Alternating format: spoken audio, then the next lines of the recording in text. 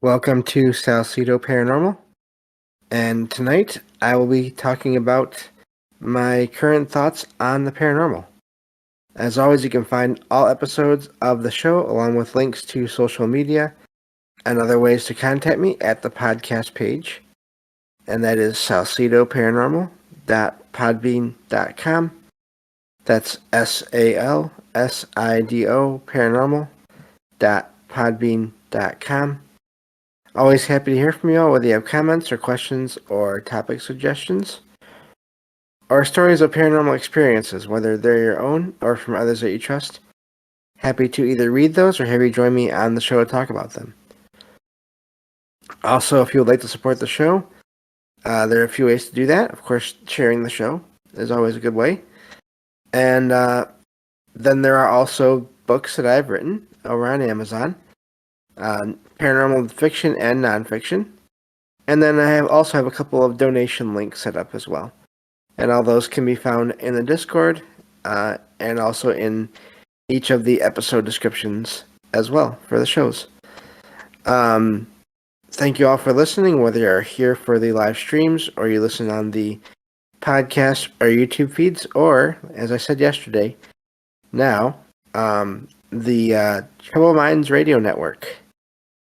KUAP Digital Broadcasting every night at 6 p.m. Pacific, 9 p.m. Eastern, that hour or so before Troubled Minds starts, Troubled Minds Radio. So, again, really happy to be part of that network and that community. So, I think that covers everything. Just wanted to sort of reintroduce myself to maybe newer listeners that were not here when the show started, which is an okay thing, obviously, because you have to find out about these things as you go, and also because I'm sure my earliest episodes were not so great, because that's the way it goes. So yeah, I just figured I'd just talk about myself a little bit tonight. And how I got into the paranormal, and then get into just sort of whatever has been going on lately that has interested me. So, first thing to mention, and part of the reason why the show topic changed for tonight, I had other plans for today, but I had to change plans a little bit. I was born legally blind, and been dealing with that my whole life, mostly doing okay. But the last 10 years or so, I have developed other issues related to that, and so that includes more severe eye strain and light sensitivity. And so sometimes, some days like today, I just did not feel up to doing a lot of reading for the show, and so that's usually when this kind of a show happens. That's also why sometimes I have to cancel shows as well. So not always. Sometimes it's family gatherings or whatever. But yeah. So that's just a little bit about me. Had my first paranormal experience when I was around maybe 13 or 14 years old. I can go into that real quick here. I've talked about many shows before, in my own and then others. But basically, I went to stay overnight at my aunt and uncle's house to visit one of my cousins that lived there. My aunt and uncle had 3 kids, a boy who was the one I went to visit, and then 2 girls. And the girls were older, but this one cousin and I've always been pretty close, and so as soon as his family moved into the house, not long after, I went to visit. I used to go over there to visit him a lot, almost every weekend, every other weekend, and stay over at least one night, sometimes 2 nights, and basically weekends from school and everything. And so this first night that I went there at this house, it seemed like a huge house at the time because we were kids, and the basement also seemed to be really good size.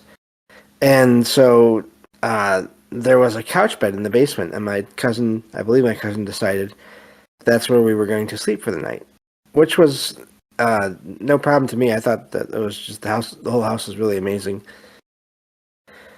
And so we went down there, and the family was still unpacking, really, because there was 5 of them, and so they were still getting everything unpacked and organized.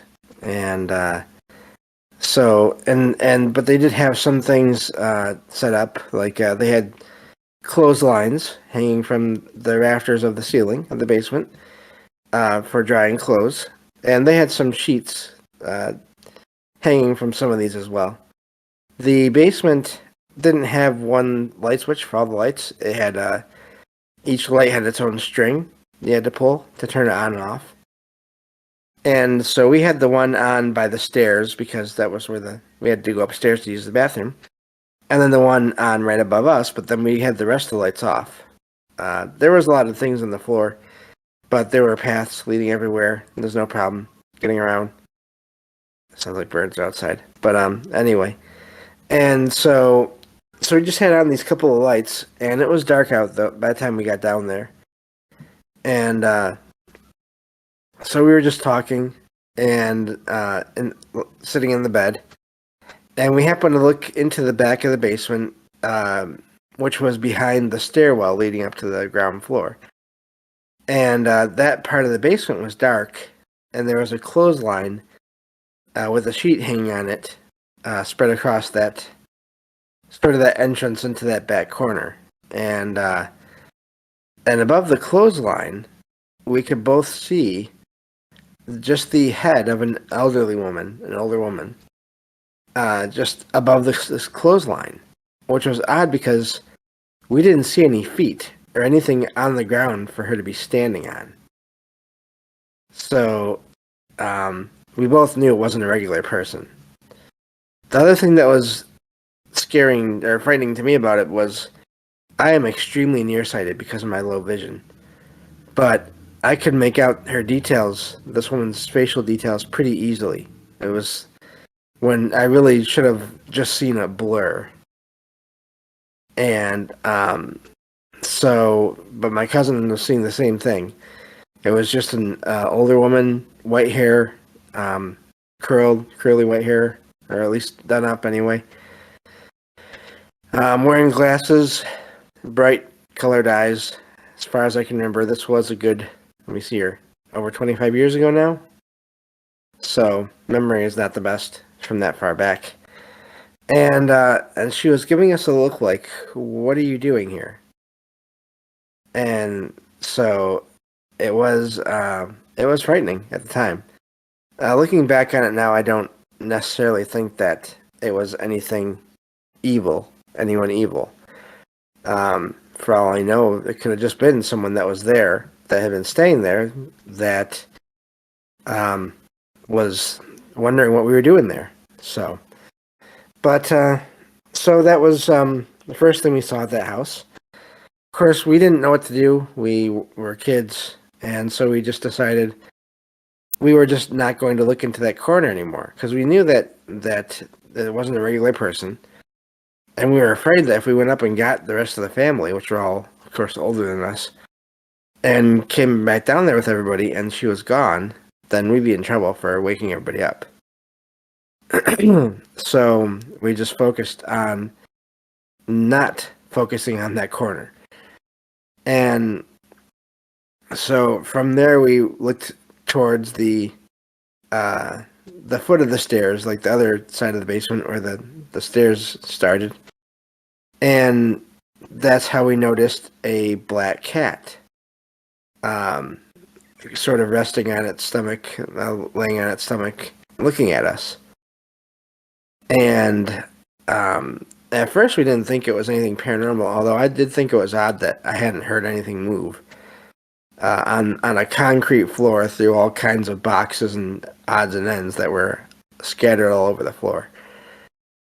But we figured maybe it was a cat that had already been in the house, or it snuck in the house during the move. And we both like cats, so we decided to go check it out and try to figure out where it had been or how it got in there, or see what was going on. And so, being kids and this being a good-sized couch bed, we had to look away from the cat when we got off the couch bed. And when we looked back at it, it was gone. And at this point, I was listening. And I didn't hear anything. Didn't hear any movement. And so that didn't make sense. So we got back into the bed because we didn't know, again, what was going on. Of course, we could have run out of there, but we didn't think about that. And we just decided not to look at anything else in that basement for the rest of the night. So, because we had to not look at the corner where the woman was at as we were getting out of the couch bed and back into the couch bed. And we didn't want to see any more of the cat. So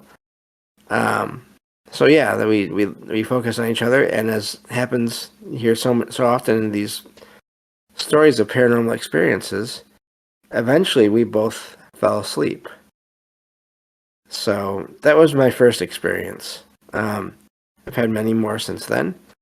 I don't have them every day, but I think just as you get older, if you have them often enough, even just once a month, twice a month, whatever, and you get older, the years go by, and at this point I'm 42 and 41, gonna be 42 next year, and so I've had a lot of experiences, and so that is really what part of what led me to make this podcast, because a lot of my experiences overall, even though some of them are frightening, they were not negative. Nothing ever hurt me. Nothing bad ever happened, really. Only had a couple of negative encounters, and I was able to sort of force them away, fight back, get them away from me. And just mentally or through force of will, or I don't know how exactly it worked, but it did. But, I mean, that's 2 or 3 experiences out of, dozens. Maybe even 100 or more now at this point. But I was seeing so much of Hollywood and the reality TV shows where if it's paranormal, it's supposed to be frightening and evil. And I don't agree with that. It's not all evil. Not by a long shot. It's not really, I would say, not that the evil doesn't exist, but I don't think it's as widespread as movies and TV shows would have everyone think. So, and I just wanted to sort of get that message out there to everyone that it's okay to be frightened, to feel frightened. As far as it's understandable to be frightened of experiences, but that does not mean it's negative. That's an interesting comment there in the chat. Lily says it's not evil, it's lawlessness. Okay. But yeah, so most of my experiences have not really been all that bad. Still startling in many ways, but not bad, not negative. And so, but that's what got me into doing this show. Even with, like I said, the changes over the last 10 years or so with my eyes being the way they are and having to adjust to that and sort of work around that when I have to, like tonight. I still am just so glad to be doing this show and to have made as many friends as I have because of it. Excuse me. And to be where I'm at now. So yeah, just so that's basically how I got into all this and the paranormal in general, and just looking into it. Started about 5 years ago or so, really listening to podcasts and some TV shows and things, and I didn't realize at the time that I was doing research for this podcast.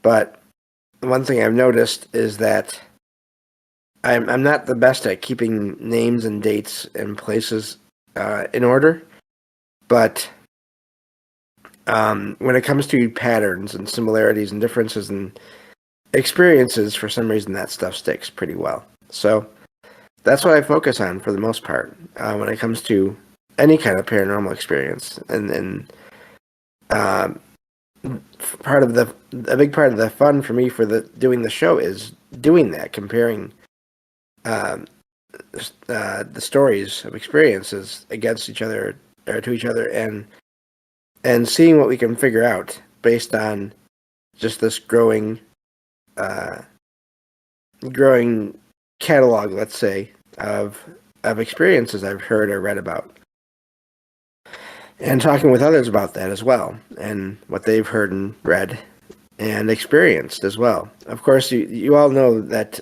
if you ever have an experience that you want to, you think might be good for the show, you're welcome to let me know, either through Discord or through my email address, and that's salsidoparanormal@gmail.com. Of course, that's SALSIDO, paranormal, at gmail.com. That's right on my Discord profile, basically right under my name as well. But yeah, so in doing the show has really even opened me up to a lot more of the different possibilities than I even had thought of before. Looking into these things more for the show and being on other shows. In terms of what the words we use to label these experiences and the entities that are associated with these experiences, and I think it's sort of a double-edged sword. We need words to try to categorize things and maybe identify things at least to some degree, but I also think that those are just what we're using to try to do that. It's not necessarily always the what is actually happening or who we're actually talking about. So, but and the most recent thing that has been on my mind a lot, due to looking into places that are said to be haunted and those kinds of cases, is this idea that in some places there are these legends or stories of spirits that are there, and yet when you go and look into the past and historical records, you don't find anything to confirm to these stories. And of course, there's always the possibility that the records either were damaged or lost or misplaced, or there just weren't records in some cases. And so I think that's always something to consider with these legends. But also, even with some of these places that don't have historical evidence to back up the legends, there are still sightings of the figures in these legends, in these places. So, what is that? How is that happening? And I think that comes down to this idea of a thought form, of people putting all their energy together, being told about this entity that lives in a place, the spirit of a person that had lived and passed away there before, who now is stuck in this place or stays in this place. And people focus on that. And over time, through decades and through sort of people in the area telling other people that story over and over again, having it spread to more and more people, and then having those people that visit the place to hopefully see the apparition, I think that all that energy focused on a place can possibly cause these figures that people claim to see that are associated with the legends and stories. And that just amazes me because, again, either it's someone that did pass, that the story is accurate, even if there's no evidence, or there never was that person, but now there is a conscious being, possibly. We don't know the level of consciousness, but there is a new sentient energy being there that was created by everyone that spread that story and that legend. And then it shows up, and more people experience it, and it's sort of like a feedback loop in a way. You have the story that feeds the desire to see the apparition, and then the sighting of the apparition that feeds that story, and so on. So it's really amazing. Yeah, I agree with that. PDG in chat says, if I die, I may haunt a place I visited. Who wants to just stay at home?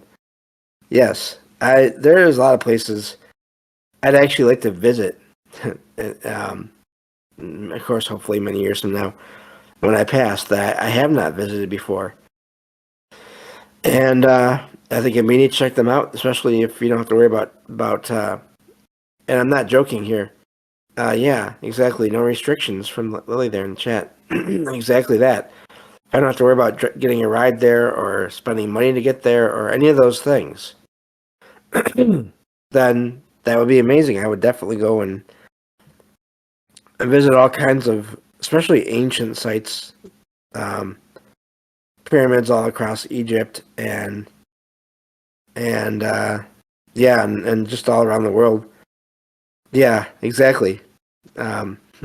Pretty hard to travel now. I've been wanting to for a little while to visit some friends, and it's not looking like that's going to happen for a while. But anyway, so yeah, just that's sort of what's been on my mind with the paranormal lately. That and just the idea of labels being a double-edged sword, especially when it comes to sightings of